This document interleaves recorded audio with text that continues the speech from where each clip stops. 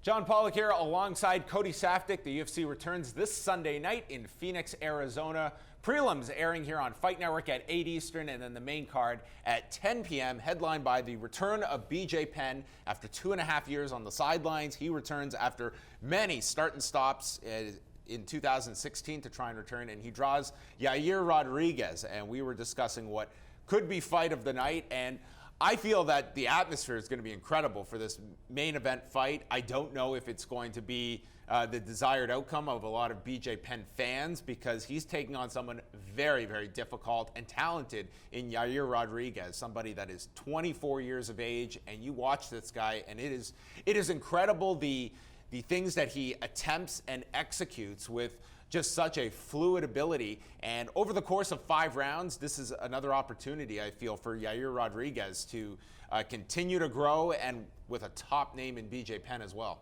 Well, on top of that, he scored 2 Fight of the Nights in his last 4 performances in the UFC. And just like you talked about, just his ability to be exciting and entertaining and on point with all that flashy technique. Yeah, that's definitely a surefire one for Fight of the Night. I think when you look at it as well, if Yair Rodriguez does all the things that he's capable of doing, it'd be Fight of the Night. If BJ Penn does the things that he's capable of doing, it'd be Fight of the Night. And if it ends up as a one-sided drubbing, kind of like Nick Diaz versus BJ Penn at UFC 137, still one Fight of the Night. So it's a good one, but I gotta have to take the obvious one here and go with Joe Lauzon. I mean, Joe Lauzon, when he gets in a fight, there's at least a 50-50 chance that he's going to pull out Fight of the Night just because of his reckless style. And I think when you match him up with Marcin Held, they have a lot of similarities in that they're both high-level black belts. And if they null each other out on the ground, they're not that most highest level of strikers, but Joe Lauzon just throws caution to the wind. He became the first person to ever stop Diego Sanchez due to strikes, other than the cut suffered by BJ Penn.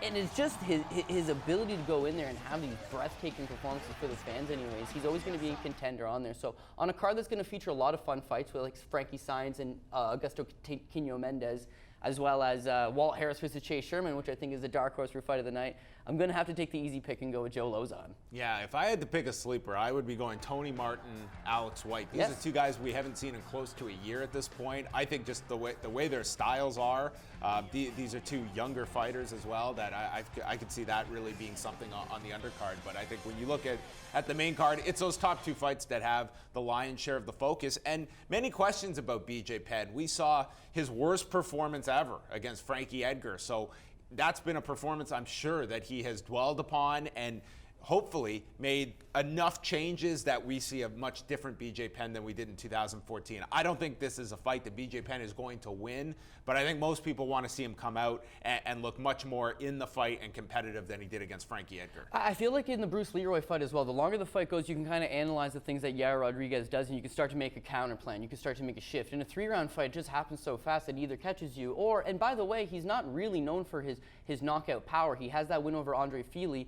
in a fight that Andre Fili was trying to touch his eye because of the eye poke, but other than that, he generally goes to decision in most of his fights. So when you're BJ Penn and your durability is almost legendary, oh, Frankie Edgar stopped him, 3rd round, and it's Frankie Edgar, then the question mark goes, this is a 5-round fight, it could go 5 rounds, and if it's going to go 5 rounds, then can he figure out the Yair Rodriguez puzzle? But I think it's super interesting to think that Yair Rodriguez spent a lot of time at Jackson's. So if you're Greg Jackson's camp, you've seen a lot of this kid, and you might have a better read on him than some of his other opponents. And if they are able to give some of that knowledge to BJ Penn, who better to take advantage of that knowledge than BJ Penn? So he's an underdog.